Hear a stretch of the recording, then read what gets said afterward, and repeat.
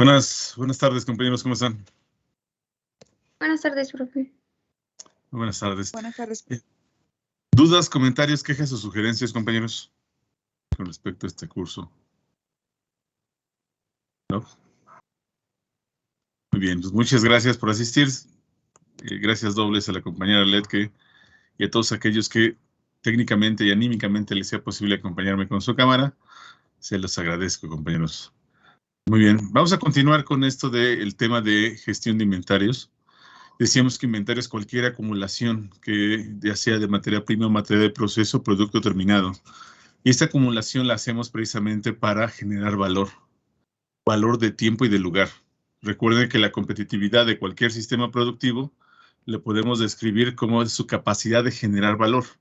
No se trata nada más de hacer fluir riqueza, tomar riqueza de la sociedad, de la naturaleza, transformarla y regresarla a la sociedad. Esa combinación, esa transformación de generación de bienes y servicios debe estar siempre pensada en la generación de valor. El valor es lo que nos va a permitir precisamente dar certidumbre a los flujos futuros de riqueza. Y eso es la misión de cualquier organización. Dar certidumbre a los flujos futuros de riqueza. Y dentro de todos ellos, la misión de cualquier empresa es hacia los grupos de interés. En el caso de empresas privadas, hacia los accionistas. En caso de cooperativas, hacia los socios cooperativistas. En caso de empresas sin fines de lucro, a los grupos que se está ayudando. En el caso de empresas paraestatales, hacia los ciudadanos. Lo que queremos es que sea sostenible el sistema. Entonces, el valor es la clave. Y bajo las condiciones de una globalización, el valor de tiempo y lugar, hacer que las cosas, los bienes o servicios estén en el momento y lugar que lo requeríamos, es la mayor ventaja competitiva. Y ahí entra por eso el enfoque de gestión de cadena de suministros. Y dentro de este enfoque, de cómo gestionamos que fluyan las cosas para que sean en el momento y lugar que se requiera al menor costo posible, es la clave. Y exactamente el cómo regulamos cómo fluyen las cosas dentro de una empresa y entre las empresas, a eso le llamamos gestión de inventarios. Cómo hacemos que vayan fluyendo materias primas, materia de proceso y producto terminado. Y eso nos da la pauta para tomar decisiones de en qué momento comprar. Acuérdense que tenemos dos preguntas. ¿En qué momento generar una orden y de qué tamaño debe ser esa orden? Entonces, ¿en qué momento debemos de generar una orden de compra y de qué tamaño debe de ser? ¿En qué momento debemos de generar una orden de almacenaje y de qué tamaño debe de ser? ¿En qué momento debemos de generar una orden de producción y de qué tamaño debe de ser? ¿Sí? Transporte, comercialización, etc. Y para eso, para tomar esas bajo la complejidad tanto del ambiente del mercado como la complejidad de los procesos de las empresas, necesitamos generar un sistema. Un sistema de inventarios lo que va a buscar es un equilibrio financiero. Va a buscar el menor costo manteniendo una satisfacción de las demandas del cliente interno o del cliente externo. Y ese sistema va a ser un sistema de procesos. ¿Sí? Este sistema de procesos va a definir cómo deben ser esas políticas de inventarios, la forma en la que decidimos la cantidad de la orden, la magnitud de la orden y el momento adecuado de hacerlas. Entonces, la entrada es precisamente la demanda bajo un nivel de servicio y la salida ya son órdenes políticas de inventarios que definen cómo debe ser el flujo, si debe ser un flujo ágil o debe ser un flujo lento con grandes volúmenes que se mueven lentamente o un flujo en el cual pequeños volúmenes están fluyendo constantemente. Entonces, dentro de esos escenarios, ¿cuál es ese punto medio que nos hace eficaz y nos hace eficientes y por ende competitivos? Entonces, todo lo que tiene que ver con gestión de inventarios tiene que ver con costos. Por un lado, nosotros quisiéramos mantener bajos inventarios porque el mantenerlos altos nos saldría demasiado caro.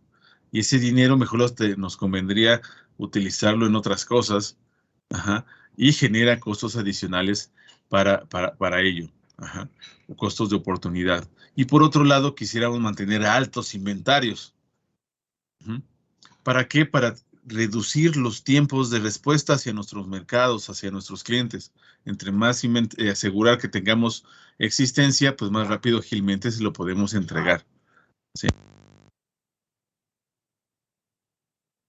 La percepción que tiene la sociedad sobre qué tan buenos somos para generar valor de tiempo y de lugar hacia ellos. Ajá. Y otra de los atractivos de mantener altos volúmenes, un ritmo lento con grandes volúmenes, es que generamos economías de escala, generamos ahorros. Dentro de estos escenarios de estira y afloje, de que mejor ten más inventarios por si las moscas, no, mejor ten menos para que nos salga más barato, tenemos que encontrar un equilibrio. Reducir los costos por faltantes, pero tampoco caer en inventarios excesivos, los que salen demasiado costosos para la empresa. Entonces, esos inventarios excesivos los podemos etiquetar, los podemos identificar, es por aquellas acumulaciones que sobrepasan la demanda esperada, que sobrepasan nuestro plan de demanda. Y nuestro plan de demanda se basa en medir el rango de incertidumbre. Acuérdense, los pronósticos no nos sirven para adivinar el futuro, nos sirven para medir de forma objetiva la variación o la incertidumbre de la demanda. ¿Cuáles son los valores más probables? Entonces, si nosotros tenemos niveles de existencias, niveles de inventarios de materias primas, materiales en proceso, productos terminados, que solamente existe una probabilidad, una en 1.000.000 de que no las consumamos, pues en realidad estamos en presencia de inventarios excesivos, ¿sí? A nosotros no nos conviene la excelencia de tener casi una probabilidad del 99.9999999 de probabilidad de cumplir, porque eso sería demasiado caro. Ajá. Para alcanzar esas probabilidades, si nosotros consideramos que la incertidumbre que vivimos en el mundo real puede ser modelado matemáticamente por una campana de Gauss, intenten ver qué tan lejos está de la campana de Gauss un 99.9999 probabilidad debajo de la curva. Está demasiado lejos. Tenemos que tener demasiado inventarios excesivos con tal de reducir el riesgo de quedar mal con algún cliente. Entonces, estos riesgos tienen que ser balanceados y tienen que responder sobre cuál es nuestra competitividad. Cuando nuestra empresa tiene ventajas competitivas en términos de precio y calidad o cualidad del producto, ya sea bienes o servicios, nos podemos dar el lujo de bajar el nivel de servicio. ¿Sí? Cuando nuestra empresa ofrece las cualidades de bienes y servicios semejantes o peores el de la competencia y su precio es igual o más alto al de la competencia, pues lógicamente tenemos que mantener un alto nivel de servicio. Pero casi en ningún caso tendríamos niveles de servicios muy, muy elevados, ¿no? Siempre tenemos que pensar precisamente en un equilibrio. Entonces, resumiendo, ¿por qué es necesario mantener inventarios en algún punto de los flujos de la cadena de suministro? Acuérdense que habíamos visto la estructura de una cadena y de suministro, identificamos diferentes flujos paralelos. Entonces, estas son las razones. La primera nos permite alcanzar economías de escala. ¿Qué son economías de escala? Son los ahorros a los cuales nosotros accedemos cuando decidimos comprar grandes volúmenes de algo, de un insumo, por ejemplo. ¿Por qué nos sale más barato? Porque es lo que nos ofrecen los proveedores. Si compras de 1 a 1,000 unidades, te doy un precio. Si compras de 1,000 a 5,000, te doy otro precio. Si me compras más de 10,000, te va a salir bien barato. ¿Sí? Entonces, esas relaciones precisamente nos impulsan a decir, oye, pero si voy a necesitar grandes volúmenes por los próximos 6 meses, no sé, de pellets de plástico, y no se van a echar a perder de una vez, cómprate todo lo de 6 meses y nos ahorramos 3 millones de pesos. Eso creemos. Sí existen esos ahorros, pero esos ahorros se ven disminuidos a la hora que consideremos que vamos a tener 3 millones de pesos ahí parados, ¿sí? Y eso implica un costo financiero, un costo de mantener los inventarios. Ajá. Entonces, a eso nosotros nos referimos precisamente con economías de escala, la reducción del costo unitario de compra. Pero no tan solo ocurre en compra, también ocurre en producción. Cada vez, imagínense, ustedes están en una empresa panificadora, hacen cuernitos, así como Bimbo hace cuernitos de chocolate y rellenos de chocolate y cuernitos rellenos de cajeta. Si ustedes hicieran lotes pequeños de cada uno de ellos, el costo unitario sería muy caro. ¿Por qué? Porque cada rato tendrían que estar parando la línea de producción, limpiando los ductos, cambiando herramental para pasar de chocolate a cajeta. Y luego vuelve otra vez de cajeta a chocolate, entonces vuelve a parar la línea de producción. Entonces, todos esos costos de preparación de lotes de producción elevan el costo unitario de producción. Entonces, ¿cómo puedo reducir el costo unitario de producción? Haciendo que estos costos fijos por lote de producción se repartan, se dividen en más unidades, en lotes más grandes. Entonces, entre más grande sea el lote que produzcamos en las fábricas, menor va a ser el costo unitario de producción. Entonces, por esas razones vale la pena aprovechar. Lo mismo sucede con transporte. Imagínense si ustedes, ¿qué sale más barato? Distribuir en la Ciudad de México, de la Ciudad de México al Bajío por motocicletas enviando paquetitos chiquitos o enviarlo por, ¿cómo se llama? Enviar paquetes medianos por camioneta o 1 tonelada por camión o varias toneladas por tren. Entre paquetes más chiquitos puede ser más ágil la distribución, pero el costo unitario de transporte se vuelve mayor. El costo más barato es precisamente mover grandes volúmenes en tren. Es lo más barato. ¿Sí? Entonces, acuérdense, economías de escala es un concepto que ustedes deben siempre dominar. Ajá, porque es parte de nuestro equilibrio de decisiones. Los ahorros que nosotros accedemos, si decidimos comprar en grandes volúmenes, si decidimos almacenar grandes volúmenes, si decidimos producir grandes volúmenes, si decidimos distribuir o transportar en grandes volúmenes. Entonces, por eso nos conviene hasta cierta medida utilizar gestión de inventarios, utilizar almacenar o resguardar inventarios. Otra de las razones es el balance entre el suministro y la demanda. ¿Sí? Imagínense que ustedes venden bicicletas y de las ventas anuales de bicicletas se dispara, casi todas sus bicicletas las venden, no sé, en diciembre y enero, que es noviembre y diciembre para distribuir, para ya saben, ¿no? Santa y Día de Reyes, ¿no? Bicicletas infantiles. Entonces dicen, bueno, si casi no vendo bicicletas durante todo el año y solamente vendo durante noviembre y diciembre, vamos a decir, imagínense que ustedes van a vender 24, se espera que en la temporada alta vendan 24,000 bicicletas. Es decir, ¿para qué ando produciendo bicicletas todo el año que no se van a vender? Entonces, ¿qué les parece si hacemos una fábrica que en 2 meses haga esas 24,000 bicicletas? Sería una fábrica bastante grande que con la capacidad de hacer 12,000 bicicletas mensuales. Pero una vez que pasa la temporada alta, ¿qué haríamos? La cerraríamos. Entonces, imagínense, ¿tendría sentido tener una empresa enorme con capacidad de producción de 12,000 bicicletas al mes, con todas las maquinarias necesarias, las personas necesarias, y nada más las contratas 12 meses y después las despides? Y tener 10 meses parado un chorro de equipo, pues no nos conviene, sería excesivamente caro.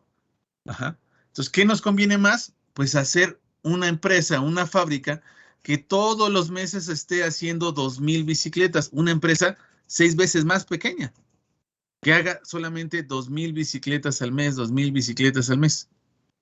¿Sí? Y entonces con eso, al final del ciclo, tendríamos las 24,000 bicicletas que queremos. ¿Ok? Pero, ¿qué hacemos con las bicicletas que producimos unos meses y que no se consumen? Pues las tendríamos que almacenar. Entonces, eso nos va a permitir, de una demanda estacional, nos va a permitir un suministro constante a un menor costo. Uh-huh. Lo mismo pasa, por ejemplo, con el yogur de fresa, ¿no? De seguro a muchos de ustedes les gusta el yogur de fresa, pero solamente se les antoja yogur de fresa en temporada de fresas. Pues no, ¿verdad? Se les antoja todo el año y de hecho todo el año hay yogur de fresa. Tal vez no todo el año el yogur de mango, pero sí todo el año el yogur de fresa. Pero si no todo el año hay fresa, ¿cómo le hacemos? Utilizamos, mantenemos su inventario. Pues en la temporada donde hay más fresas, producción de fresas por cuestiones climáticas, pues vamos a hacer una acumulación, una concentración de fresas y les vamos a hacer un preproceso para mantener sus cualidades de sabor. Vamos a hacer melcoche de fresa, así una mermelada de fresa, pero estamos hablando, o sea, toneladas, silos completos de ¿qué? Como de mermelada de fresa, ¿no? Algo parecido a una mermelada de fresa. Ajá. Y eso nos va a permitir ¿qué? Que la demanda durante todo el año de yogur de fresa es casi constante.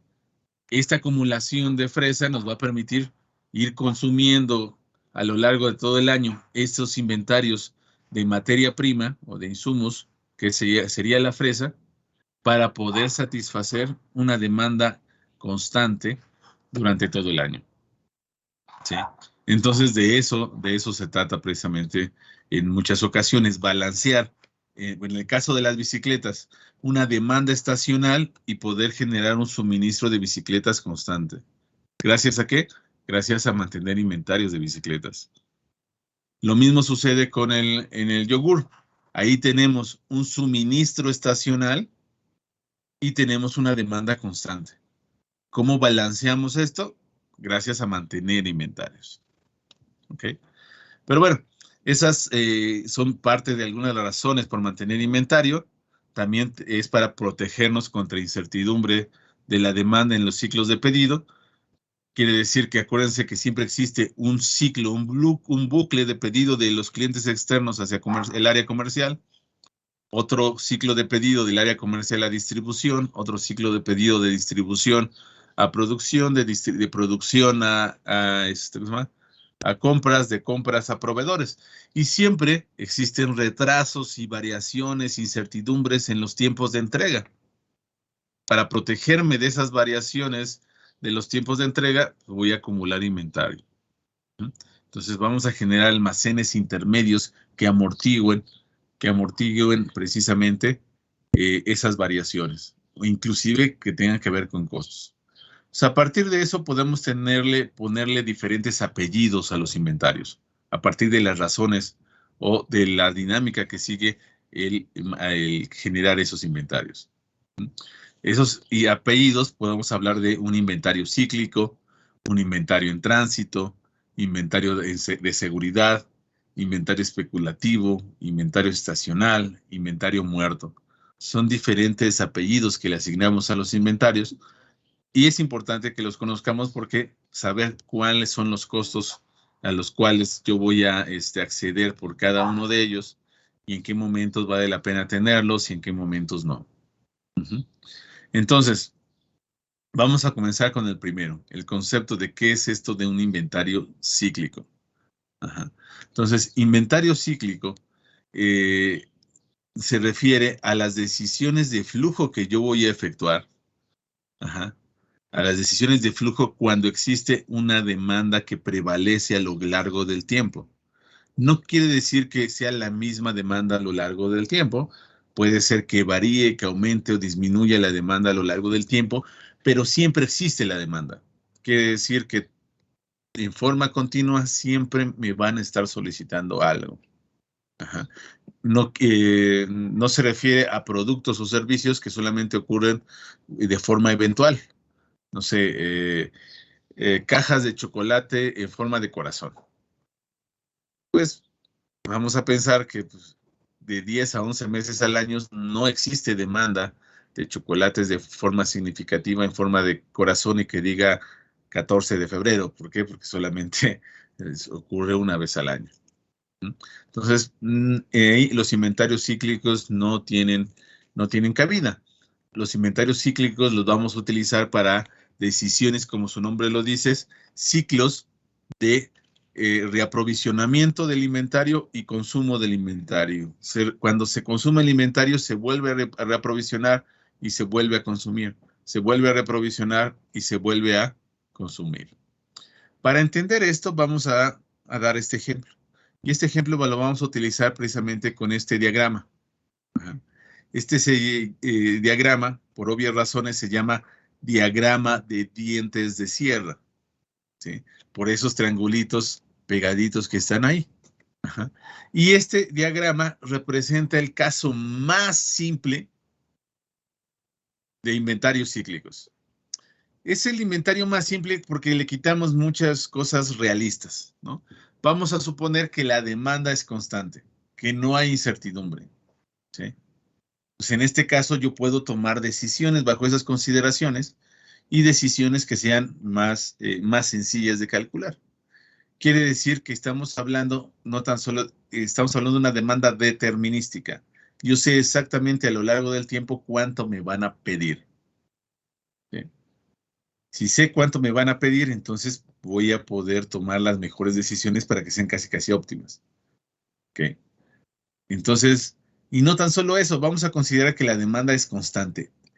Sé cuánto me van a pedir y lo que me piden cada día no cambia. Todos los días me piden exactamente lo mismo.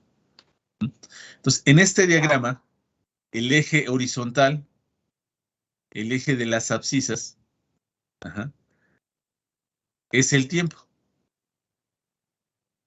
¿sí? Y el eje de las ordenadas, el eje vertical, el eje Y, se refiere a los niveles de inventario, los diferentes niveles de inventario. Entonces, cada uno de estos triángulos, ¿qué significa? Por ejemplo, que el día 20, recibí de mi proveedor 400 unidades. O sea, 400 unidades. Y esas 400 unidades día tras día se fueron consumiendo, y en el día 40 se me terminaron, ¿sí? Entonces, con base en eso yo puedo tener la demanda. Vamos a llamarle a la demanda lambda, que es cuando siempre que hablemos de lambda, utilizamos en modelos para representar el ritmo de que ocurre algo, ¿sí? Acuérdense que lambda ustedes lo ocuparon en procesos Poisson, con variables Poisson, con variables exponenciales, ¿sí? Entonces, esto que aparece aquí, estamos hablando de una política de inventarios. Una política de inventarios, dijimos que tiene dos elementos. Una política de inventarios me dice de qué tamaño es la orden. En este caso vamos a hablar de una orden Q. Y cada cuánto tengo que levantar una orden. A esto le vamos a llamar el periodo de reaprovisionamiento T, ¿sí? Entonces, como vemos en el diagrama, ¿de qué tamaño son las órdenes que yo pido a mi proveedor? Compañeros. ¿Cómo, profe? ¿De qué tamaño es la orden que pido a mi proveedor, de acuerdo a este diagrama?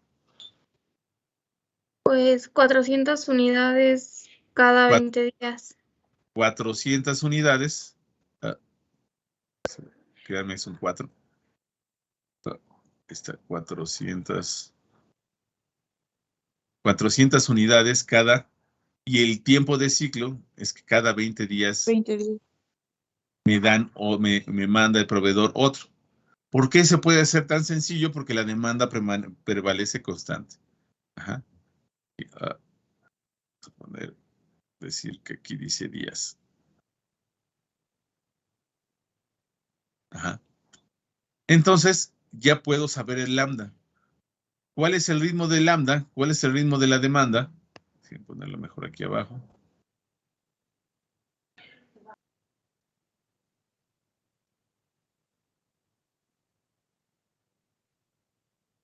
¿Cómo obtengo lambda? Pues simplemente dividiendo Q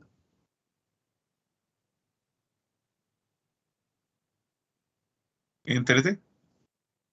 Y va a ser lambda, va a ser el ritmo en el que sucede la demanda. Ajá. En este caso, por lo regular ocupamos lambda para describir el ritmo promedio. Pero que aquí no hay variación, vamos a considerar que es constante. O sea, mi demanda es igual al promedio de la demanda porque no hay variación alrededor de ese promedio. ¿Sí? Entonces, ¿cuánto me quedaría Q entre T, compañeros? 20. 20. Entonces serían 20, pero serían 20 y las unidades serían unidades por día. Unidades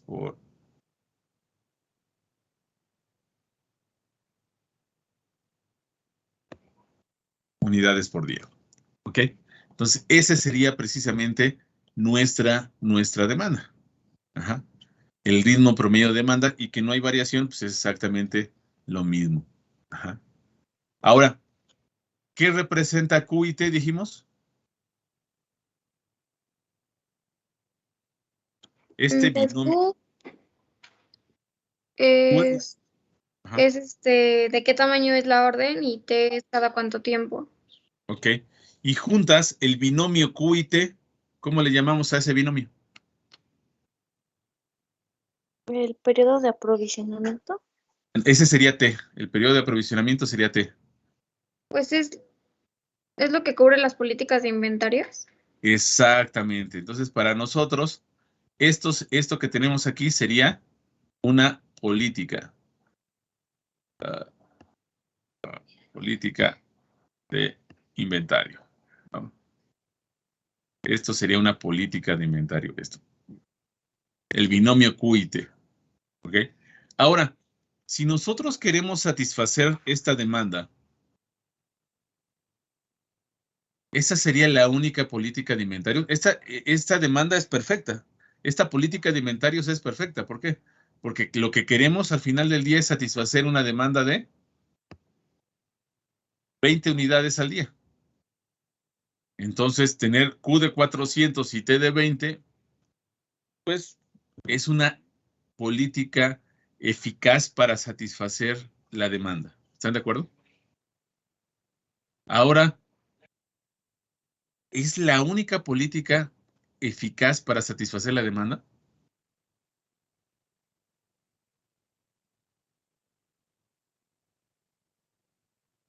¿Podría existir otra política para satisfacer la demanda, compañeros?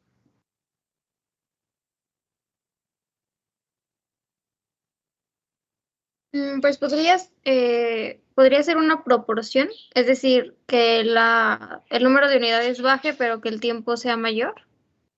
Exactamente. Bueno, más frecuente, ¿no? Sí. Entonces, si es proporción, si disminuimos el tamaño del lote, también tenemos que disminuir el periodo de reaprovisionamiento T. Ajá. Entonces, hablamos de ya un proceso más ágil, de un ritmo más rápido. Ajá.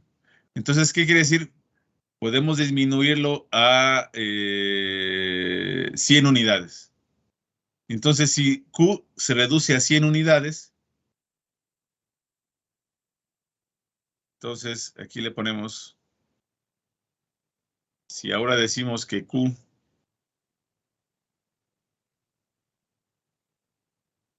es igual a 100, entonces despejamos, ¿verdad? Aquí nuestra fórmula me dice que lambda es igual a Q entre T. Entonces despejamos Q, luego despejamos T y sabemos que T es igual a Q entre lambda.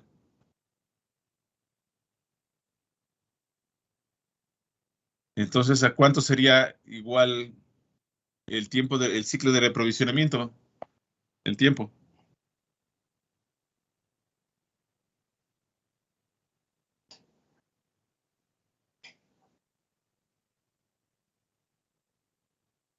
De 5.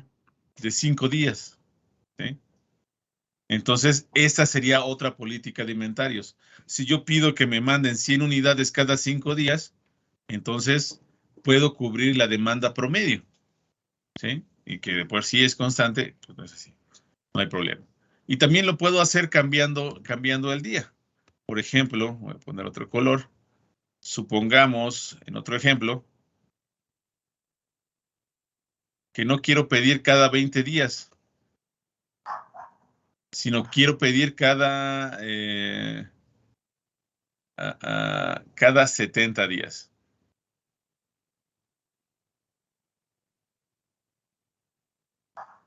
Si pido cada 70 días, pues, ¿qué me falta para obtener la política adecuada? Simplemente tengo que despejar.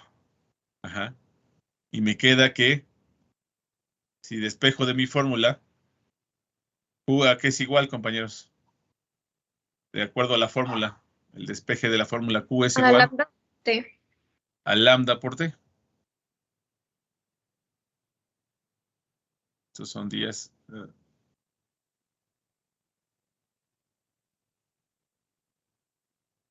A lambda que multiplica a T. Ok, entonces, mientras que las variables sean las mismas, días contra días, entonces multiplicamos 20 unidades por día, multiplicamos por 70 días, con días se elimina, días del numerador de 20 con los días en el denominador de 20 y los días del numerador de 70 se eliminan y me quedan en unidades.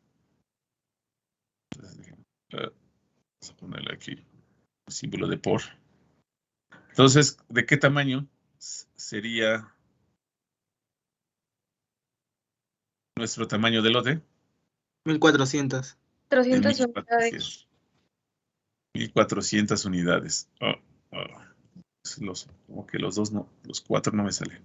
Ahí está. 1400 unidades. Entonces, la política roja, la política negra o la política azul, cualquiera de ellas son políticas eficaces para satisfacer el ritmo de demanda promedio. ¿Cómo sabemos cuál es la mejor? ¿Cuál seleccionamos, no? Por ejemplo, aquí tengo otros dos ejemplos, ¿no? La política de arriba es, nosotros ordenamos una cantidad Q de 200 unidades cada 10 días. Y la política de abajo es que ordenamos 600 unidades cada mes, cada 30 días. Entonces, dentro de todas esas políticas, ¿cómo le hacemos para determinar cuál es la mejor? La que sea más, aunque no crean, muchas empresas piden cada mes simplemente porque es más cómodo para los contadores. Si nosotros de eso se tratara una empresa que los contadores la tuvieran fácil, y aunque no crean, eso sucede. Entonces, vamos a pensar cuáles son las consecuencias. Y para pensar más o menos cuáles son las consecuencias, comencemos a considerar el costo de mantener inventarios. Si esas tres políticas son igual de eficaces, o sea, para los clientes les va a dar lo mismo si yo pida 200 cada 10 días, 400 cada 20 días o 600 cada mes, el cliente ni se inmuta, son eficaces. Entonces, la área de mejora está en la eficiencia de las políticas de inventarios. Ajá. Entonces, vamos a ver las consecuencias. Si yo pido 200 cada 10 días, a veces voy a tener acumulada 200, a veces nada. 200, a veces nada, 200, a veces nada, 200, a veces nada. Son esos ciclos. ¿Sí? Entonces, para poder compararlas, considerando que a veces tengo mucho, a veces nada, tengo mucho, tengo nada, vamos a compararlos con base a su inventario promedio. Entonces, si tengo 200 y no tengo nada, si tengo 200 y no tengo nada, el inventario promedio sería de 100 unidades. ¿Sí? Ahora, ¿qué pasa con el inventario promedio si pido 600 unidades? A veces tengo 600, a veces nada, a veces 600, a veces nada. ¿Sí? Entonces, el inventario promedio sería de 300. Y no es tan solo porque divida 600 entre 2. En este caso es sencillo, ¿por qué? Porque sí, la demanda es constante, entonces sí, 600 entre 2 es representativo. Pero cuando la demanda no es constante, y lo vamos a ver más adelante, pues tenemos que considerar no tan solo el inventario máximo entre 2, tenemos que considerar el área bajo la curva.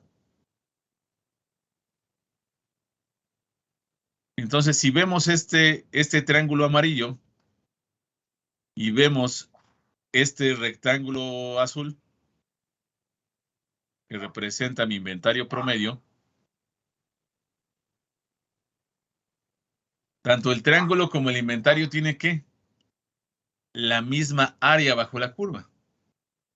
¿Sí? Entonces, el inventario promedio a eso se refiere, a un nivel constante que tiene la misma área bajo la curva que el inventario que yo tengo en el inventario, las variaciones del inventario real. ¿Sí? Pero bueno, aquí es sencillo. ¿Cuál es la altura del rectángulo que tiene la misma área del triángulo? Pues es sencillo, 300. ¿Sí? Acuérdense que el área del triángulo es base por altura sobre 2, la base del rectángulo, el área del rectángulo es base por altura, entonces la altura del rectángulo es la mitad de la altura del triángulo si tienen la misma base. ¿Sí? Entonces de ahí sacamos el inventario promedio. Ahora, ¿para qué me sirve este dato de inventario promedio? Pues me sirve precisamente para determinar cuánto me cuesta mantener el inventario. Y el costo de mantener inventario está considerado por 4 rubros. ¿Cuánto dinero tengo ahí parado? Pues, lógicamente, si tengo, si todo el año en promedio tengo 100 unidades ahí paradas en inventario, van a decir, oye, pero a veces no tengo nada, sí, pero a veces tengo 200.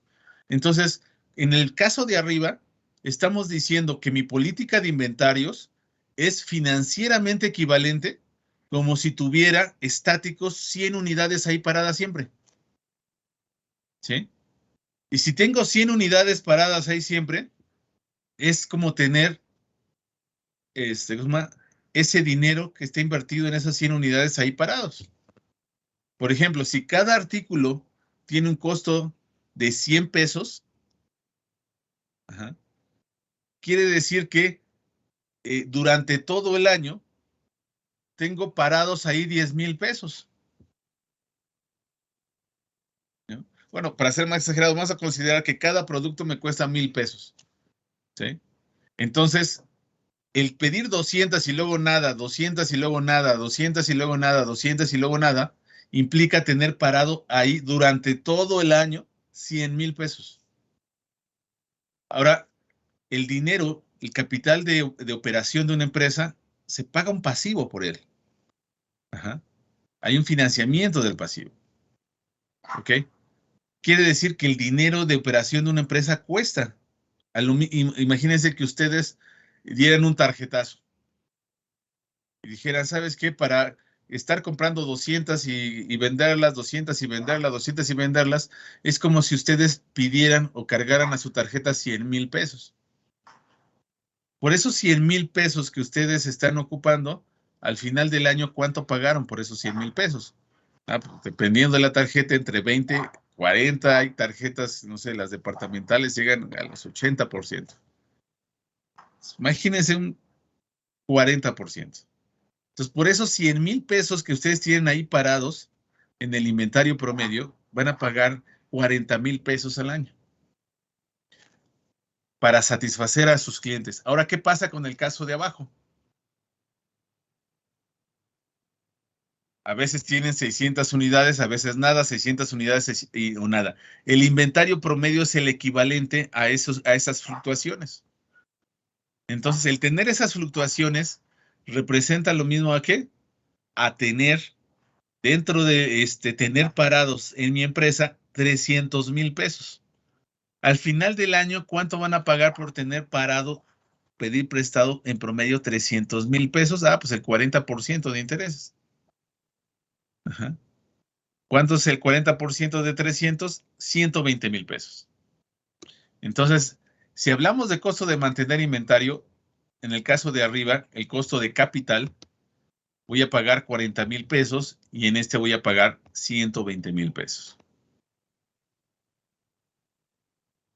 Y no tan solo eso, para poder operar en la política de arriba, no tan solo tengo que pagar 40,000 pesos por costo de capital, sino también tengo que pagar el costo de almacenaje.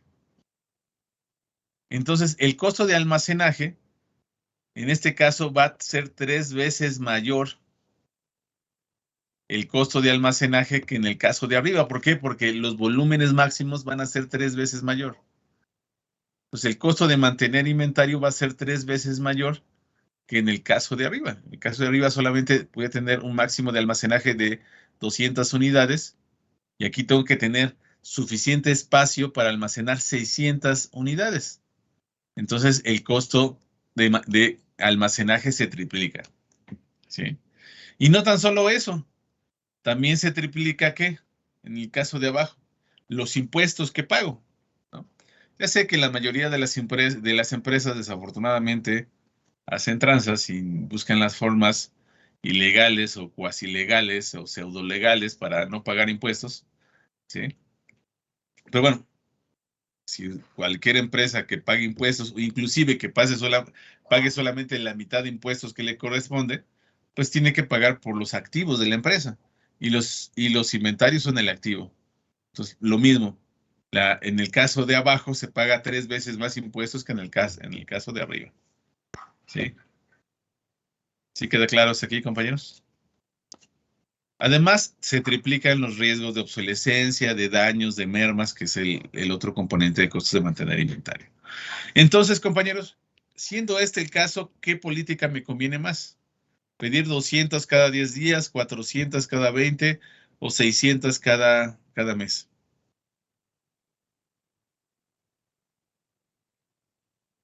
¿Cuál me sale más barato? La segunda opción. ¿La que está aquí abajo?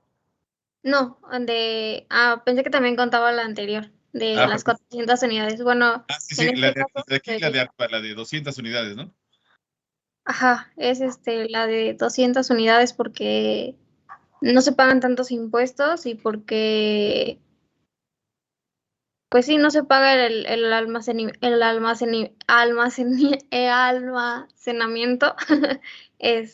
como en la segunda opción, que es la de abajo. Exactamente, ¿no? Y el costo de capital, que a veces resulta ser el más oneroso. Ajá. Que es el dinero que tienes que ahí parado y pagas como si fuera una tasa de interés. Todas las empresas pagan un rendimiento por el dinero que utilizan para la empresa. Y esa tasa de interés también, inclusive, si dijeran, ¿sabes qué? Pues es mi dinero, yo acabo de heredar y el dinero que ocupo para operar mi empresa es mi propio dinero, no le pago a bancos ni accionistas, a nadie, es mi dinero. Aún así hay un costo financiero por oportunidad, porque en lugar de tenerlo ahí parado y que no genere rendimientos, podría estar así de jodido comprar CETES del gobierno que me dan 8% anual, ¿no?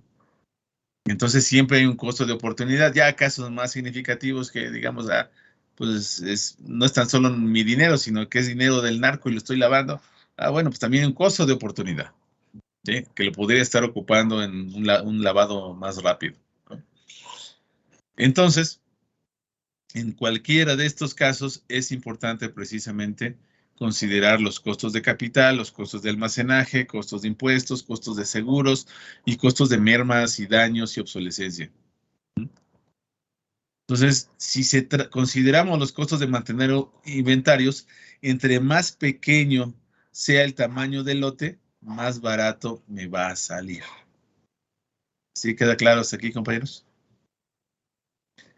Pero adivinen qué, la vida no es tan sencilla. Porque, ¿qué pasa con la diferencia entre estos dos, entre 200 y 600? ¿Cuántas veces pido en 2 meses si pido 200 unidades? Voy a pedir 6 veces en 2 meses. Y si pido 600 unidades, voy a pedir solamente 2 veces.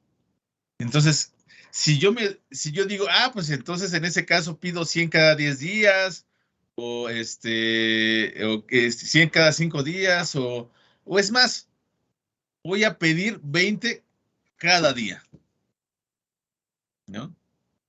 O es más, que me traigan 10 cada turno. En el turno de la mañana que me traigan 10 y que me traigan otras 10 en el turno de la tarde, ¿no? O es más, que me traigan una cada 2 horas y ya.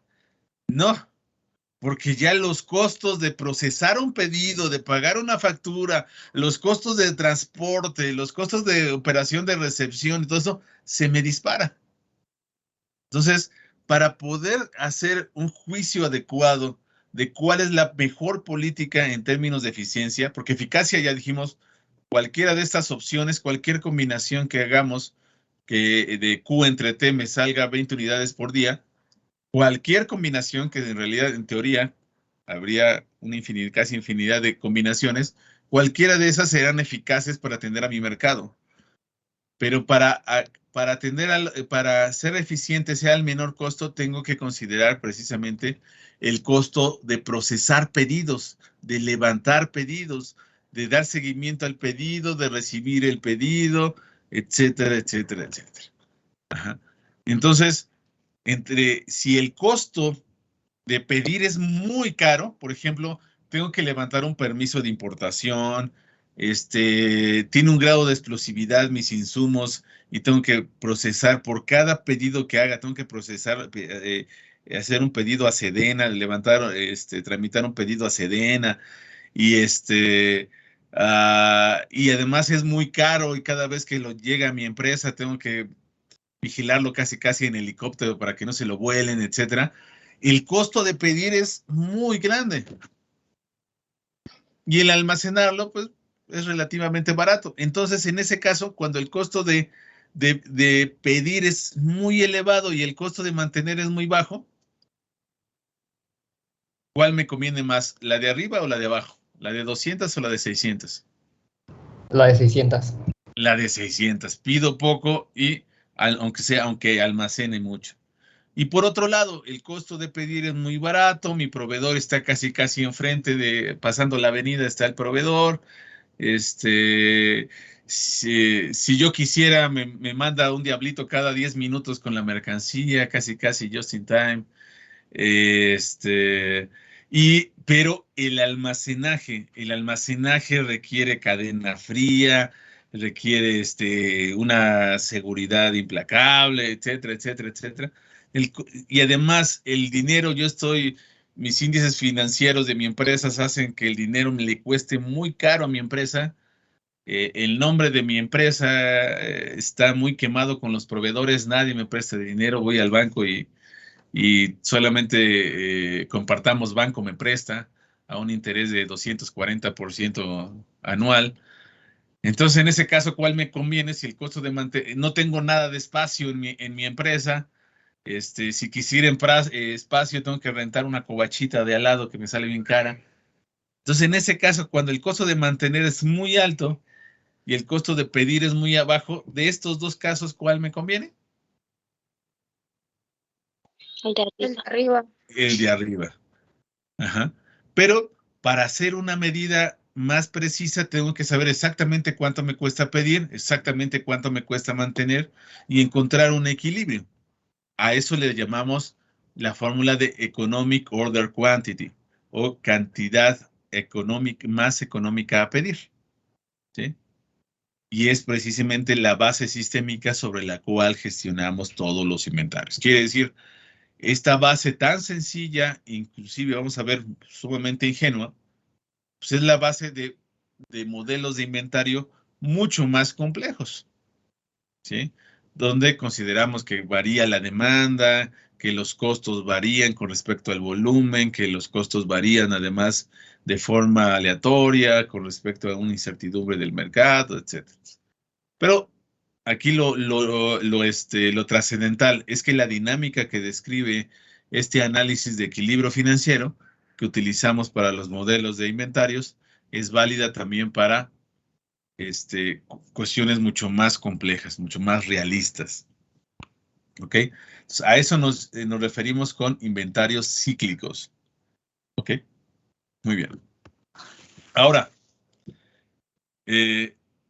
¿a qué nos referimos con inventarios de seguridad? En lo que acabamos de ver ahorita de inventarios cíclicos, consideramos que la demanda tiene una demanda promedio, que en promedio me piden 20 días, pero además de eso, que todos los días me piden exactamente lo mismo. ¿Sí? Todos los días me piden exactamente lo mismo, me piden 20 días. Pero la realidad no es así. La realidad es que la demanda puede fluctuar, ¿sí? Que tal vez en promedio son 20 unidades por día, pero hay días que consumen 15 unidades, hay días que me piden 27 unidades y así. Va variando de un día a otro. Ajá. Pero en promedio son 20 en día. Ajá. 20 por día. ¿Okay? A eso le llamamos la incertidumbre, la variación. La variación de la demanda. Entonces, que es aleatorio a muy largo plazo, si yo genero números aleatorios con media de 20 a muy largo plazo, lo más seguro es que, pues es que me dé exactamente lo mismo. Pero ¿qué pasa si de pura casualidad me tocó la mala suerte y me salieron más, unos días en que, de forma aleatoria, durante esos 10 días, imagínense que seleccionamos la política de arriba, y durante esos 10 días, pese a que en promedio se espera que me pidan 200 unidades, me pidieron, por casualidad, durante un periodo de un ciclo de 10 días, me pidieron 230 unidades. Pues, lógicamente, me van a faltar. Va a haber días en que no me van a traer, ¿sí? Entonces, para eso necesito ¿qué? Necesito un colchón. Necesito un soporte que me dé la certidumbre que voy a tener suficiente. ¿Ok? Y a eso le llamamos un inventario de seguridad. Un inventario de seguridad me ayuda ¿a qué? A protegerme en el caso de que la demanda real sobrepase la demanda promedio esperada. ¿Sí? Pero no tan solo eso. Otra cosa muy común que puede variar es lo que tenemos aquí, ¿no? Aquí, déjenme. Veamos este caso de abajo. Imagínense que me tardan 10 días en entregar el pedido que yo haga. Ajá. Entonces, en ese caso, en el día 20, yo levanto mi pedido y me lo traen el día 30. El día 50, yo levanto mi pedido y me lo traen el día 60. Ajá. Ahora, ¿qué sucede en la vida real? Yo levanto un pedido y el proveedor me dice, te lo traigo en 7 días. ¿Sí? Dice, el próximo viernes a las 12 del día lo vas a tener en tus instalaciones. ¿Cuánto de sus ingresos apostarían para ver si en verdad el próximo viernes a las 12 del día, del mediodía, mi pedido esté en las instalaciones? ¿Apostarían toda su quincena? No, No, ¿verdad? ¿Por qué? porque normalmente oscilan entre 3 días a partir de ahí o más, ¿no? Sí, dependiendo. Hay proveedores que tal vez varían unas horas, otros unos días y otros hasta unas semanas, ¿no? Dependiendo de qué tan malo sea el nivel de servicio de mi proveedor. 2 meses. Los meses, sí, sí. Ya lo estábamos esperando desde antes de la pandemia y todavía no ha llegado, ¿no? Pero inclusive proveedores con registros históricos de tremenda precisión, de que solamente se ha tardado más o menos 10 minutos, imagínense así, proveedores con registros.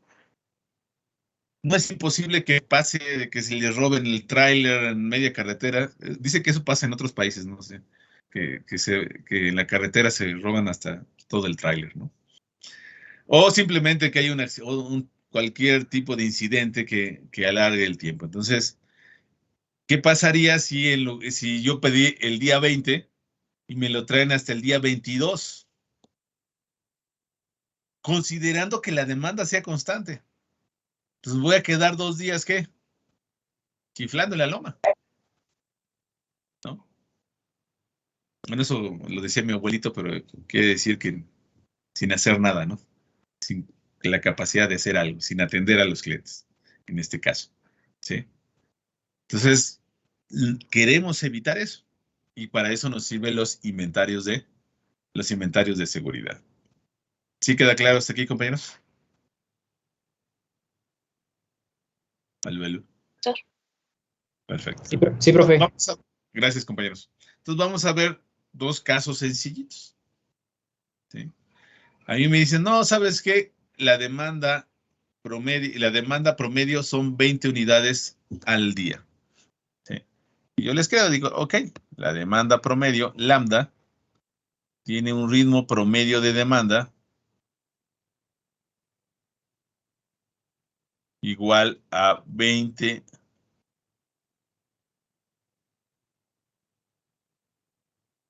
unidades por día. ¿Sí? Lo que me da un promedio de 200 unidades al mes. Digo, 200 unidades por 10 días. ¿Sí? Pero esto simplemente es un promedio. Puede ser que varíe. Vamos a considerar que varíe de forma normal. Entonces vamos a considerar aquí. Vamos a poner aquí una distribución normal. Vamos a intentar hacerlo. A ver cómo nos sale con mi pulso.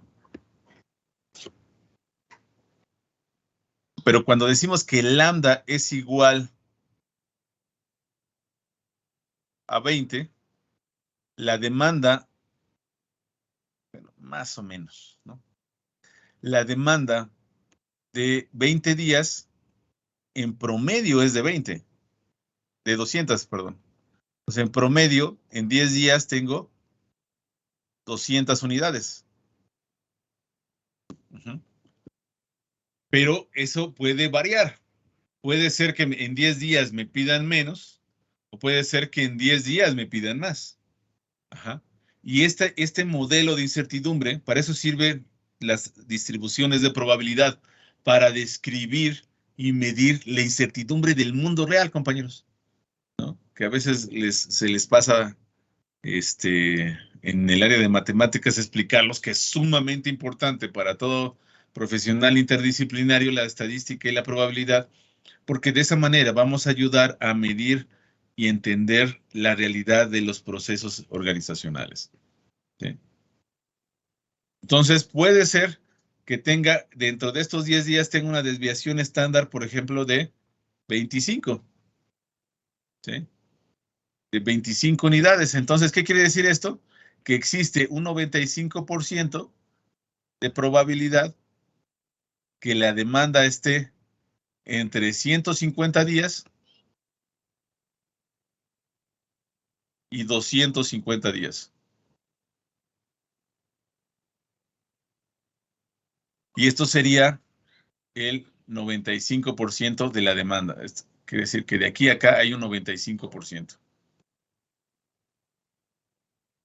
El área bajo la curva de la campana de Gauss, el 95% de su área está en este rango de 150 a 200. Entonces, si yo quiero asegurarme de que tener una probabilidad, un nivel de servicio del 97.5, o sea, de 250, si hay el área bajo la curva de 150 a 250 es del 95%, la probabilidad o área bajo la curva que la demanda sea menor a 150, pues es 2.5%. Y la probabilidad de que la demanda supere los 250 solamente es de ¿qué? Del 2.5. Así, acuérdense que el área bajo la curva de cualquier distribución de probabilidades es de 1, del 100%. Entonces, la colita del 2.5% más la otra colita del 2.5% más la parte del medio del 95% me da el 100%. Entonces, si yo me quiero proteger mi inventario con un nivel de servicio del 97.5%, yo puedo, en lugar de tener 200 unidades para 10 días, yo puedo tener 50 unidades más. Entonces, si se dan cuenta, mi inventario de seguridad representa el área bajo la curva por encima de la demanda media hasta el nivel de servicio que yo quiero. Si yo quiero 97.5%, de aquí hasta menos infinito, hasta 0, sería 97.5. Entonces, esos 50 unidades de más representan mi inventario de seguridad. Me protege en el caso de que mi demanda sobrepase la media esperada. ¿Sí? ¿Sí queda claro hasta aquí, compañeros? Entonces, si yo en lugar de pedir, voy a pedir exactamente lo mismo, voy a pedir 200 cada 10 días, pero voy a estar haciendo ese zigzag sobre un colchón de 50 unidades. ¿Qué quiere decir esto? Que siempre, solamente en un caso de cada 40, en una probabilidad de 2.5%, o sea, un caso de cada 40, es posible que me quede sin mercancía. Que alguien llegue, oye, pídeme, ¿sabes qué? Pues me llega mañana, ya no tengo. Eso solamente ocurriría en promedio una de cada 40 veces. ¿Por qué? Porque existe una probabilidad del 2.5% que la demanda sobrepase las 250 unidades que tenemos aquí. ¿Sí queda claro hasta aquí, compañeros? Entonces, con eso, aumento el nivel de servicio, me preparo para el peor de los casos, ¿no? Aquí para mí el peor de los casos o el caso no aceptable es que representa este 97.5%. Entonces, ¿qué va a pasar? Pues yo pedí el día 0, pedí que me trajeran el día 10 200 unidades. Entonces esas 200 unidades se van a consumir. Se van a consumir antes. Pero entonces, ¿qué hago después? El día 10 pido más de 200 unidades aquí para poder compensar lo que se consumió la vez que mi demanda sobrepasó mi demanda media. Sobrepasó los 20, las 20 unidades por día. Uh-huh. ¿Dudas hasta aquí, compañeros? ¿No? ¿Seguros? Muy bien. Entonces, también vamos a tener variaciones por el tiempo de entrega. Cuando me dicen, ¿sabes qué? Te lo entrego en 10 días, pues tal vez, no es por ser mal pensado y criticar a mis proveedores, pero tal vez ese es un valor esperado. Esos 10 días en que me dijo que se tardaba en traérmelo, simplemente representa un valor medio o esperado. En el caso de tiempos de entrega, a veces siguen distribuciones como la log normal, o es muy común si nosotros vemos los datos históricos de los tiempos de entrega de nuestros proveedores o de los tiempos de entrega inclusive de nosotros mismos, cuando liberamos una orden de producción y vemos cuánto se van a tardar en entregarla, siguen distribuciones parecidas a la Weibull, ¿no? Que es más o menos como esta. Ajá. Quiere decir que por muy, ¿cómo se llama? Por muy rápido que me traigan, me lo traen en 9 días. Pero esto puede tardar más. Puede tardar hasta 12, 13, 14, muchos días. Entonces, si yo quiero tener un nivel de confianza, no sé, del protegerme de los casos, no sé, del 90%, yo puedo, en lugar de considerar que todo va a salir bien, va a salir bonito y que me lo traen en 10 días, como es la media, aquí está la media, de 10 días, puedo protegerme con un 90% del área bajo la curva y estar preparado para los casos en que la media, que el tiempo de entrega se pueda inclusive retrasar hasta 2 días. Uh-huh. Entonces, ¿cuál sería la demanda promedio en 12 días, compañeros?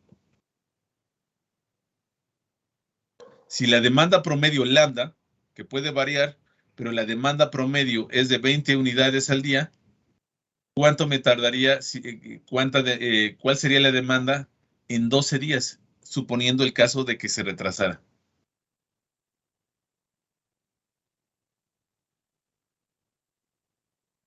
compañeros? Compañeros. Hola, compañeros.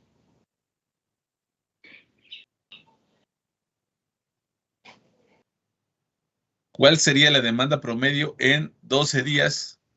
Si dijimos que la demanda promedio era de 20, lambda es de 20 unidades por día.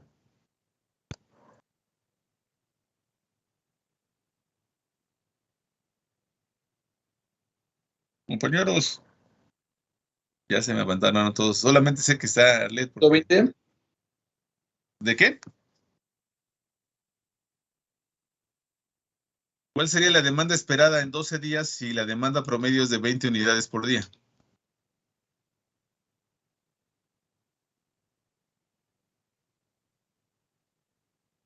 ¿240? 240 unidades. Entonces, si yo quiero protegerme con un 90 o 95% de confianza de que voy a tener lo suficiente en el caso de que se trace 2 días más, tengo que tener un colchón de 40 unidades. Aquí está, colchón de 40 unidades. ¿Sí queda claro hasta aquí, compañeros? Entonces, si la demanda se acelera por encima de la media, tengo que tener un colchón de 50 unidades. Si la demanda se acelera, si el tiempo de entrega se retrasa por encima de lo esperado 2 días, tengo que tener un colchón de 40 unidades. ¿Hasta aquí estamos de acuerdo, Sí, compañeros? Entonces, ¿cuánto me conviene tener? ¿Un colchón de 50 o un colchón de 40? Pues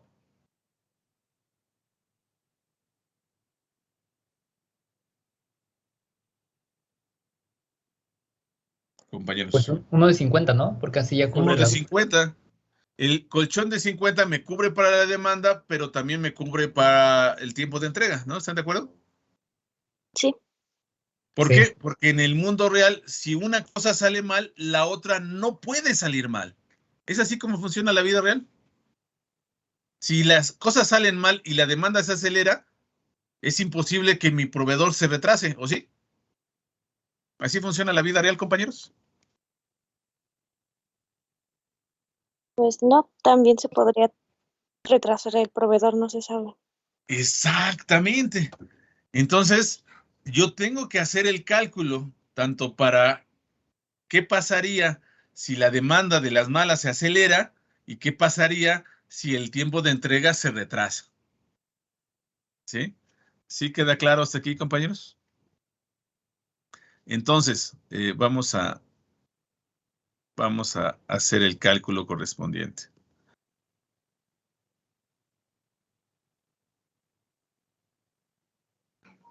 Ok, entonces déjenme dejar de presentar. Bueno, déjenme copiar alguno de estos. Vamos a copiar este. Permítanme.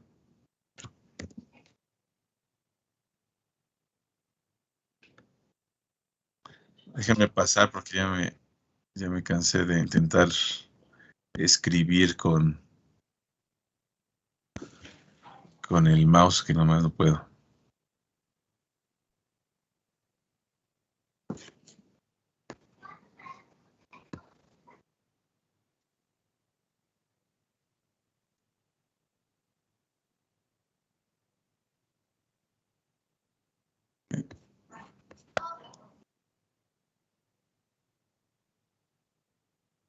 Ok. Entonces tenemos aquí nuestro super. Voy a reducirlo, está muy grandote. Aquí está. Este es nuestro caso, ¿no? Todo esto parte de una política de inventarios que dijimos que Q, bueno, parte de una demanda, vamos a ponerle lambda como, lo voy a poner como L. Lambda, que no tengo aquí para insertar letras griegas, vamos a ponerle L es lambda. Dice que son 20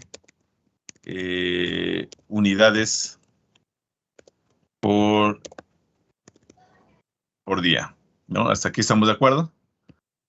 Pero la demanda es la demanda promedio, pero la demanda, vamos a decir que puede variar entre 15 y 25 unidades por día. ¿Ok? La demanda puede variar. El tiempo de entrega promedio vamos a ponerle que el tiempo de entrega también varía. Y vamos a decir que puede variar en un rango de 9 a 12 días, con un promedio de 10 días, ¿no? De 12 días. Y para surtir la demanda vamos a considerar precisamente la demanda promedio, que es de 20 días, y el tiempo promedio, que es de, les voy a poner aquí 8 días para que más o menos sea un intervalo parecido. Ajá. Entonces, la demanda, sabemos que lambda son 20 unidades por día. El tiempo promedio, el tiempo esperado el tiempo promesa, vamos a decir, el tiempo promesa o el tiempo promedio es de 10 días. Y en este caso, a partir de esto, vamos a generar una política. Dijimos que nuestra política era 20 unidades. Perdón, este T se va a confundir con el otro, ¿no? Vamos a ponerle tiempo de entrega, ¿no? Y nuestro ciclo va a ser cada 10 días. Perdón, porque había puesto T mayúsculo en las dos cosas. Y B Q serían 200 unidades. 200 unidades cada 10 días. ¿Ok? Entonces, para calcular, ya vimos el caso en el que, ¿cuál sería el intervalo de confianza? ¿Cuál sería el colchón que necesitáramos para poder seguir esto? ¿Sí? Entonces, ¿cómo calculamos el colchón o el inventario de seguridad necesario en el caso de que la demanda se acelere? Entonces, calculamos la demanda es, vamos a ver. A ver, el peor caso de demanda. En el peor caso de la demanda, vamos a considerar que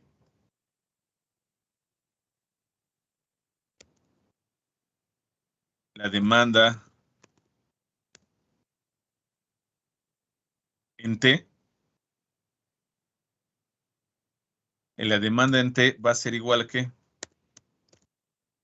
sería 25 unidades por día, que multiplica a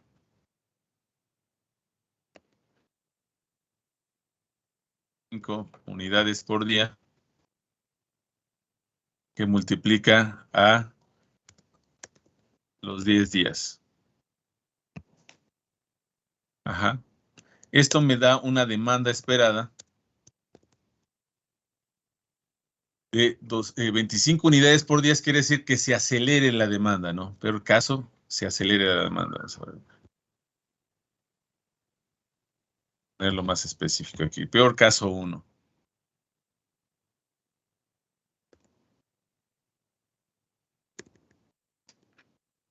Ponerle demanda acelerada.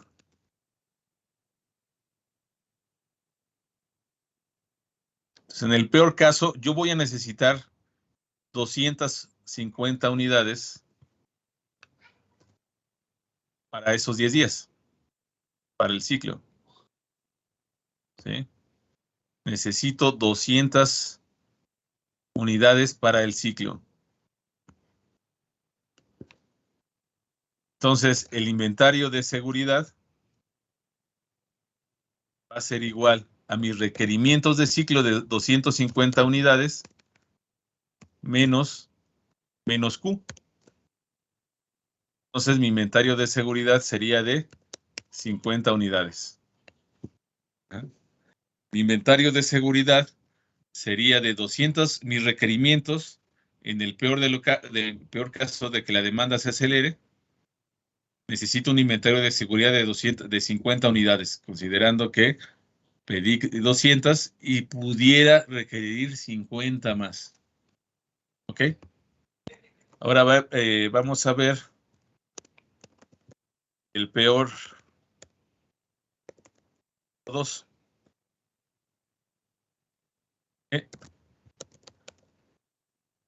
De entrega. Vamos a poner entrega, se retrasa.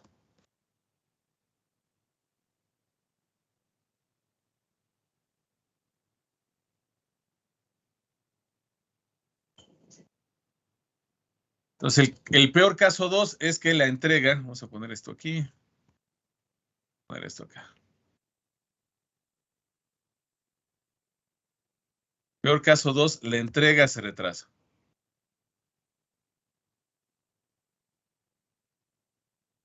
Y ese peor caso 2, que la entrega se retrasa, ¿qué tanto se puede? Dijimos, bajo ciertos niveles de confianza, ¿qué tanto se puede, qué tanto se puede retrasar, compañeros? Dijimos que el tiempo de entrega se puede retrasar puede variar de 8 a 12 días, con un promedio de 10 días. Entonces, compañeros. Se retrasaría 2 días, ¿no? 2 días más. Entonces, ¿cuánto necesitaríamos? Necesitaríamos que la demanda promedio va a ser la misma. Ahí no estamos considerando que la demanda se acelere. Entonces, vamos a considerar una demanda diaria de 20 unidades por día. Multiplica a los 12 días. Esto me da un requerimiento por ciclo. Voy a requerir o se van a consumir durante ese ciclo. Dijimos que eran 240 unidades. Ajá. Y eso me va a dar un inventario de seguridad, que son mis requerimientos por ciclo, que son 240 unidades, menos mi tamaño del pedido. Son 200 unidades, lo cual me da un inventario de seguridad de 400 unidades. ¿Sí? Entonces, el peor caso, uno considera que el tiempo de entrega es casi imposible que se retrase. Entonces necesitaríamos, para enfrentar la variación de la demanda, necesitaríamos un inventario de seguridad de 50 unidades. En el caso número 2, estamos considerando que es casi imposible que la demanda varíe. Que lo único que nos puede pasar es que los proveedores se retrasen. Entonces, para el caso de que la demanda es muy poco probable que varíe, y que sí es probable que se retrase, entonces necesitaríamos un inventario de seguridad de 40 unidades. Pero como decíamos hace rato, pues en la vida, en el mismo ciclo, puede ser que la demanda se acelere y además que se retrase la entrega de mi pedido. Entonces, vamos a hablar de el peor. ¿Alguien puso una carita feliz? Vamos a decirle el peor de los casos. Peor.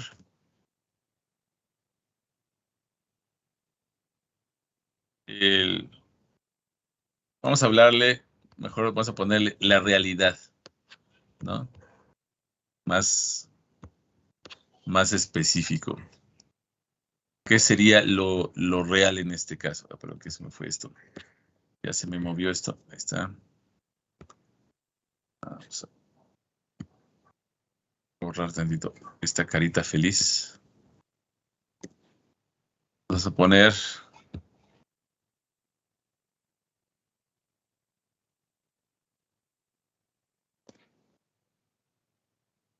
peor caso real.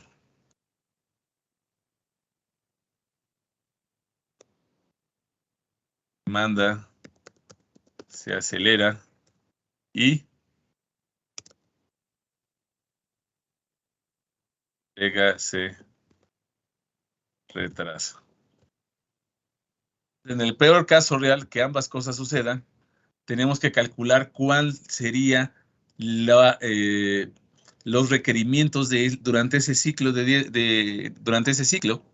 los requerimientos durante ese ciclo implica que la demanda se acelere a 25 unidades por día, pero que en lugar de que el ciclo solamente dure 10 días, puede ser que el ciclo se prolongue. Ups, algo pasó. Puede ser que el ciclo se prolongue por 12 días, ¿sí? Es el peor de los casos, la vida nos pega. Entonces esto lo multiplicamos por 12 días. ¿Ok? Entonces, ¿cuál sería, entonces, en este caso, los requerimientos o la disponibilidad requerida para el ciclo? ¿Cuánto sería 25 unidades por 12 días? ¿Cuánto requerimos para cubrir el peor de los casos? 300 unidades. 300 unidades. ¿Ok? Entonces, a eso le llamamos el peor caso. O mejor dicho, lo que suele suceder en la realidad. No es cierto. Es poco probable, pero para eso tenemos el inventario de seguridad para protegernos, inclusive en el peor caso real. ¿Sí? La demanda se acelera y la entrega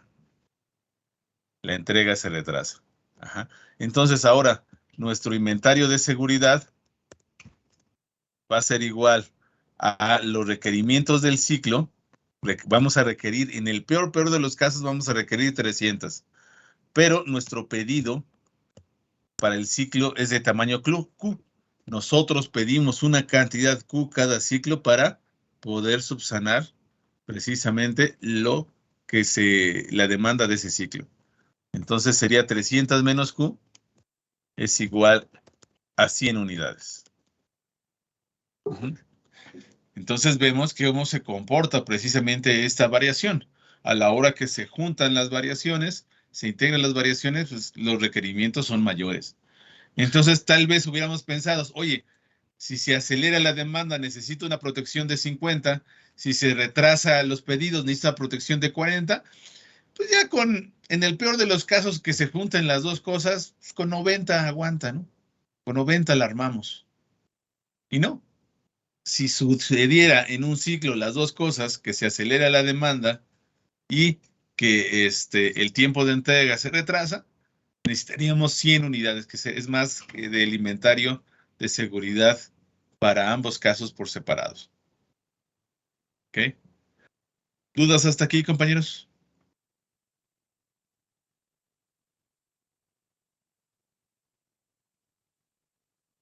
No, profe. Perfecto, compañeros. Muy bien. Entonces, si no hay dudas, déjenme grabar esto. Exportar imagen, exportar, se las pongo en el chat. Por si. Y también rápido, adjuntar la pizarra.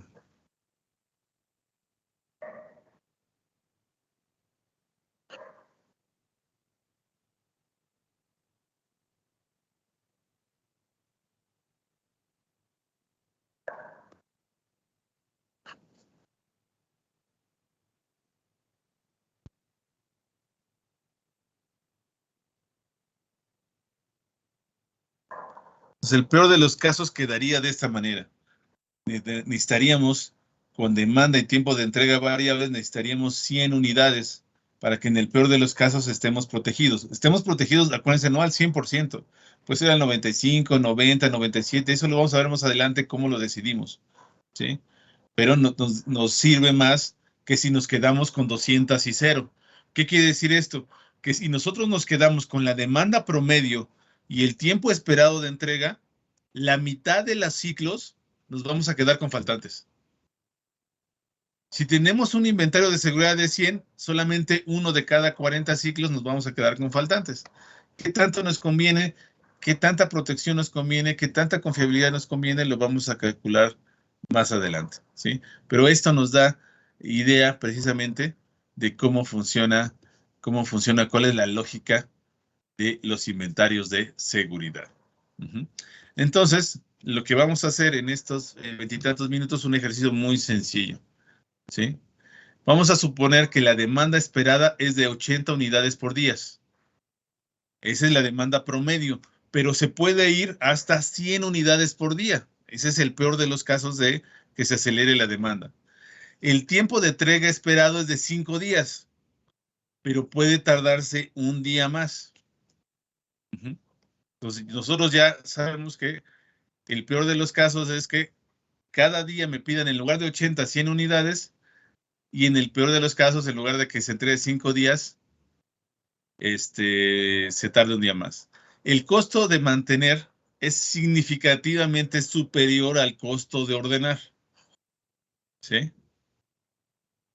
Considere que las siguientes son las únicas políticas disponibles. Quiere decir, yo no puedo seleccionar más que esto. Puedo pedir 500 unidades cada 7 días, puedo pedir 3,200 unidades cada 40 días, o puedo pedir 400 unidades cada 5 días. ¿Sí?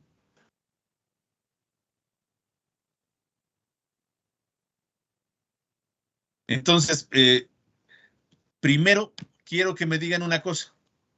Quiero que me digan, sin considerar el peor de los casos, solamente considerando los 80 días y los 5 días. Ustedes en equipo van a decidir cuál de estas políticas es la mejor. ¿Sí?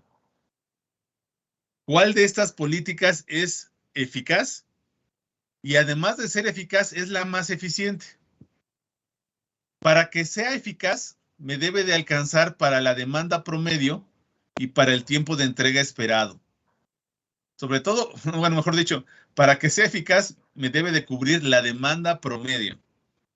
Eso es lo importante. Y para que sea eficiente, debo de considerar que el costo de mantener es significativamente superior al costo de ordenar. ¿Sí queda claro hasta aquí, compañeros? Entonces, la primera pregunta es, ¿cuál es la mejor? Que no aparece aquí en el texto, déjenme lo corrijo. Tantito, estamos en la 22.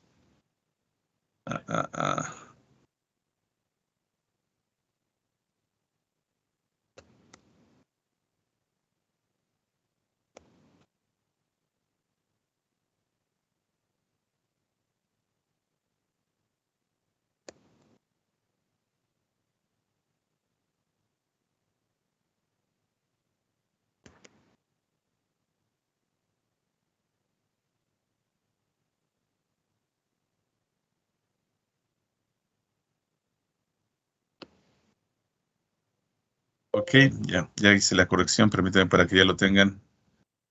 Y ese sería su... Entonces van a discutir qué pasaría considerando,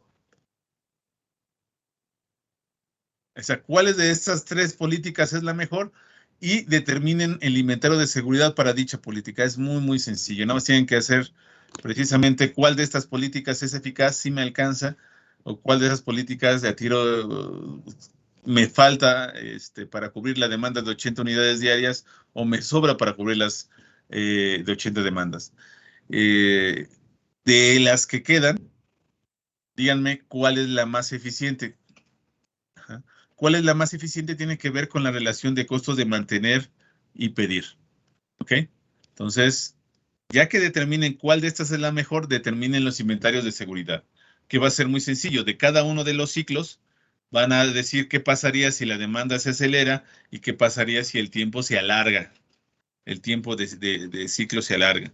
¿Sí? Y van a calcular cuánto se requiere para esa demanda acelerada y ese tiempo de ciclo extendido. Y le van a restar el Q correspondiente y van a obtener el inventario de seguridad. ¿Ok, compañeros? ¿Dudas, comentarios, quejas, sugerencias? Bueno, yo en el ejemplo tengo una duda, pero en el peor caso de la demanda se usaron las 25 unidades porque pues es, digamos, el número mayor, ¿no? Y se multiplicó por los 10 días. Pero ahí, ¿por qué no se multiplicó por los 12 que teníamos abajo? Ah, porque es ya multiplicamos 25 por 12, es el peor caso. Ajá. En ese estamos considerando que la demanda se acelera, pero que el tiempo de entrega no se retrasa, así no me lo van a entregar en 10 días. Ah, ok. ¿Sí? O sea, pero bueno, es que había dicho que es entre 8 y 12 días, ¿no? Ajá, Entonces, entre 8 y 12 días, pero el tiempo esperado es de 10 días. ¿y bien pude haber utilizado 11 días o no? Ah, no, ese análisis de dónde llega, por qué son 20, por qué de 20 nos saltamos a 25 y por qué de 10 nos saltamos a 12, tiene que ver con un estudio estadístico para determinar esa campana de Gauss o esa distribución y a partir de eso digo, bueno, quiero una protección del 90%, del 95%. Entonces, si quiero una protección del 95%, estoy considerando que pudiera variar hasta 25 unidades por día. O que el tiempo se pudiera extender hasta 12 días, ¿sí? Por ejemplo, aquí en este caso que van a hacer ustedes, lo normal, el promedio son 80 días, pero el límite superior van a ser 100 días. El peor de los casos es que en lugar de que te pidan 80 unidades diarias, te van a pedir 100 unidades diarias, ¿sí? Y aquí en lugar, el peor de los casos es que en lugar de 5 días se vaya a 6 días. Y para lo que les estoy pidiendo, nada más les estoy pidiendo el peor de los casos. Que consideren qué pasaría durante un ciclo si en lugar de que me piden 80 al día, me piden 100 al día. Y en lugar de que mi tiempo de entrega sea de 5 días, se alargue 6 días más. Y el que se alargue 6 días más implica que mi tiempo de ciclo va a ser de un día más. Por ejemplo, si estoy ocupando tiempos de ciclo de 7 días, ahora lo tengo que multiplicar por 8 días. Si estoy ocupando 40 días, tengo que considerar que se retrasó y ahora tengo que ver cuánto se consume en 41 días. Si mi tiempo de ciclo es de 5 días, ahora va a ser de 6 días. ¿Sí? Este retraso de un día, con respecto a los 5 días esperados, este retraso de un día, lo que va a alargar es precisamente todo el ciclo. ¿Sí? En lugar de recibirlo, como aquí lo tenemos, en lugar de recibirlo, en lugar de recibirlo el día 10 cuando lo esperaba, ahora voy a recibir el día 12. ¿Sí? ¿Más o menos, compañera? Sí, bueno, bueno, ese es en el caso de la demanda, ¿no? De los 25 días, que es el mayor número que se puede tardar. No, Bueno, no, no. bueno, son 25 unidades por día, ¿no? Esa sería la Ajá. demanda. Y serían los 10 días, que son los que tenemos contemplados hasta cuando nos llegaría. Uh-huh. Y en el caso en el que se retrasa la entrega, ahí como determinamos que eran los 20 días. Ah, O porque sea, no serían igual los 10 días ¿o no? No, no son 20 días, son... Ah, perdón. No, sí. El que se retrasa no son 12 días, nada más. Y son 20 unidades por día. Ah, sí, precisamente esa era mi duda. Sí, cuando se retrasa, los dos casos iniciales no son muy significativos porque no los vamos a calcular así. Simplemente es para que vean de dónde viene el caso, el peor caso real. ¿Sí? Ah, ok, entonces ahorita los que vamos a sacar es, digamos, de las dos, cuando se atrasa por completo y cuando la demanda aumenta. Exactamente, compañera. Y también en la vida real, adivina qué, nosotros en los almacenes, por ejemplo, vamos a tener conteos cíclicos. ¿Qué quiere decir esto? Que vamos a comparar lo que realmente tenemos en el almacén comparado con lo que dice el sistema de información que tenemos en el almacén. Siempre va a haber variaciones. Esas variaciones también es incertidumbre. ¿Por qué? Porque yo estoy pidiendo algo porque ya nada más tengo 50 unidades y ya quiero pedir más. Pero ¿qué pasa si no tenía 50? Tal vez en realidad tenía 40. Y yo no me voy a poner a contar, a ver, imagínate un centro de distribución que tienes 12,000 tipos de productos. No te vas a ir a poner a contar cada vez que levantes un pedido, no te vas a ir a ver, mi sistema dice que tengo 50, vete a verificar si en verdad hay 50 para determinar cuántas pedimos. Vamos a confiar lo que tenga, vamos a calcular nuestro pedido con base a lo que diga el sistema. Entonces hay otras fuentes de incertidumbre que no abarca el inventario de seguridad. El inventario de seguridad es decir, ¿sabes qué? Sí tengo 50 o no, tengo 40. Entonces es otra fuente de incertidumbre. O sí tengo 50, pero 5 están dañadas y ya no sirven para enviárselas a mi cliente. Entonces otra fuente de incertidumbre. Todas esas fuentes de incertidumbre la calculamos con distribuciones de probabilidad y después las aplicamos. ¿Ok? ¿Más o menos? Entonces, un inventario de seguridad, le vamos a agregar todas las fuentes de incertidumbre que creamos pertinentes para poder protegernos. Imagínate que sí me pidieron 20 al día e imagínate que sí me entregaron a tiempo. Pero el último día yo quería surtir a mi cliente y adivina qué. Las últimas 10 piezas están dañadas. Entonces, también para esos casos necesito inventario de seguridad. Y ahorita solamente estamos trabajando con demanda y tiempo de entrega. Pero en los casos reales también tengo que considerar variaciones provocadas por el sistema de información y variaciones provocadas por algún tipo de merma. ¿Sí? ¿Más o menos, compañera? Sí, profe, gracias. Perfecto, compañeros. Entonces, los mando a salas. Ya saben, cualquier duda, por favor, me llaman. Y ahorita abro la participación para que de forma individual, antes de las 3, suban su...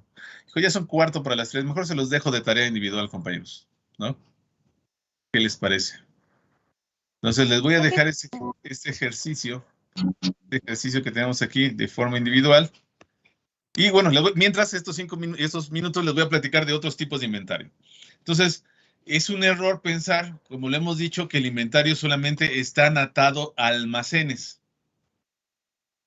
Los inventarios es cualquier acumulación de algo que no se esté transformando o vendiendo en ese momento. ¿Sí? Entonces, es importante considerar que todo lo que está en tránsito también es un inventario. Ajá. Todo producto, materia prima, materia de proceso, subensamble o producto terminado que esté en tránsito, que esté en un transporte, también es inventario. Puede ser considerado como parte del inventario cíclico. ¿Qué quiere decir esto? Y aunque no crean, cuando tienen los sistemas de información ocurre muy frecuente en las empresas. Ajá. Adivinen qué, se aceleró la demanda. Ya no tengo hoy ya no tengo suficiente y levanto un pedido que me traen mañana o que me traen en 2 días. Mañana digo que no tengo suficiente y vuelvo a levantar el mismo pedido. No estoy considerando que lo que está en tránsito para el día de hoy no lo tengo disponible, pero es parte de lo que voy a tener el día de mañana. Entonces, todo el inventario en tránsito también lo tengo que considerar para determinar el tamaño de pedido y el momento de pedido. ¿Sí? Es parte de nuestra disponibilidad, pese a que en este momento aún no está disponible para la venta. Entonces, siempre debemos de considerar a la hora de calcular que ya viene algo en camino y no estar exagerando o haciendo demasiado grande esos pedidos. Hay otro tipo de inventario que se llama inventario especulativo. ¿Qué quiere decir esto? Aquel que no responde a estudios formales, a cálculos estadísticos sobre la variación y la incertidumbre. Por ejemplo, yo determino con base a la disponibilidad, tal vez mi empresa importa cobre de Chile. ¿Ok? Entonces yo calculo cuál es la cantidad de pedidos que debo de hacer desde Chile para transportarlos a México, recibirlos, etcétera. Y esa cantidad es con base a un histórico. Y digo, ¿cuál es el tamaño del lote que me sale más barato traer? Si traigo muy chiquitos de Chile, pedidos muy chiquitos de cobre de Chile, pues me va a salir muy caro de estar haciendo importando. Si traigo demasiado grande, me va a salir muy caro el costo de mantener inventario. Pero el inventario especulativo quiere decir es que yo sí voy a pedir de más. Voy a tener un inventario excesivo. ¿Por qué? Porque me llegaron rumores que los sindicatos mineros de cobre están a punto de irse a la huelga, o existe un riesgo de que se vayan a la huelga. Entonces, ¿es un riesgo? Sí. ¿Tenemos evidencia de qué tan probable sea? No. Entonces, ¿qué hacemos? Pues dice, por si las moscas, vamos a pedir lo de los próximos, en lugar de pedir para un mes, pedimos para 2 meses, por si se da el caso. Eso automáticamente me va a salir más caro. Pero es especulativo porque es un riesgo que no ha sido calculado de forma objetiva. ¿Sí? ¿Sí queda claro hasta aquí, compañeros? O cuando encontramos cosas en oferta y pedimos de más, podría ser algo especulativo. O simplemente también ustedes han oído para generar escasez, que inclusive está en algunos países está penado, ¿no? Sobre todo cuando son insumos de primera necesidad.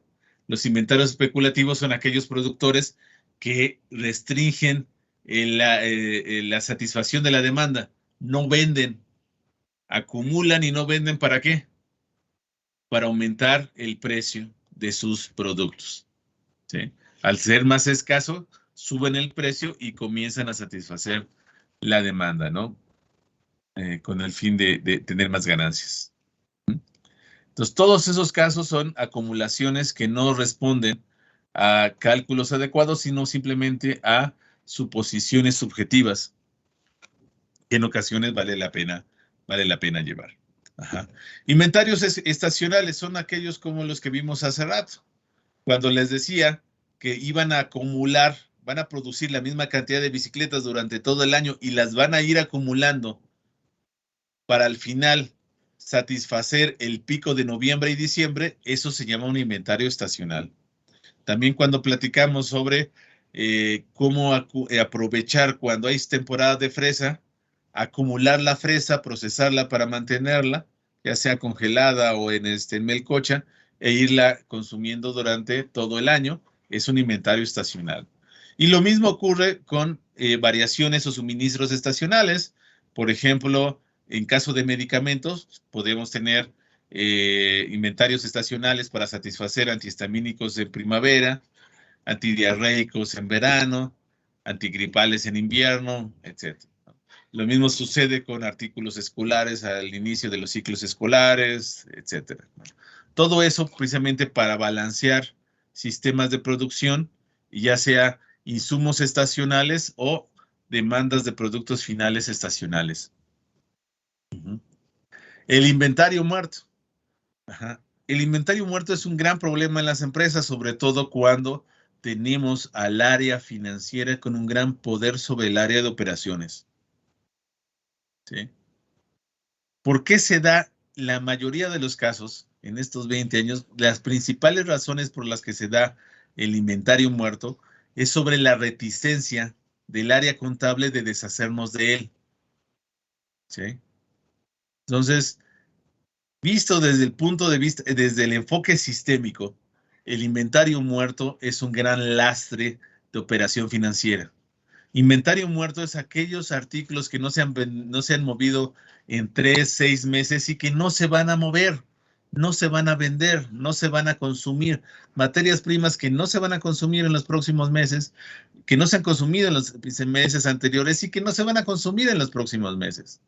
Productos terminados que no se han vendido en los últimos meses y que no se van a vender en los próximos meses. Lo que están ahí es precisamente generando un lastre porque están consumiendo espacio, y el espacio en cualquier circunstancia es capacidad de la organización que no está siendo aprovechada. Entonces es muy importante deshacerse a toda costa e inclusive en un costo adicional del inventario muerto. Ajá. Entonces, ¿por qué las empresas no se deshacen del inventario muerto? por los reportes mensuales financieros. En el momento que nos deshacemos del inventario muerto a un costo de salvamento muy bajo o a un costo de salvamento de cero, o inclusive tenemos que pagar a otra empresa o a alguien para deshacerse de ese inventario muerto, lo que va a pasar es que en la empresa es que nosotros generamos ventas y generamos ingresos y a eso le quitamos los costos de producción. Si a esos costos de producción le agregamos las pérdidas obtenidas por deshacernos de inventario muerto, lo que va a pasar es que mis utilidades ese mes, ¿qué va a pasar? Se van a reducir. Se van a reducir de forma significativa. ¿Sí? Entonces, no nos conviene, no les conviene en los estados financieros, en los reportes financieros,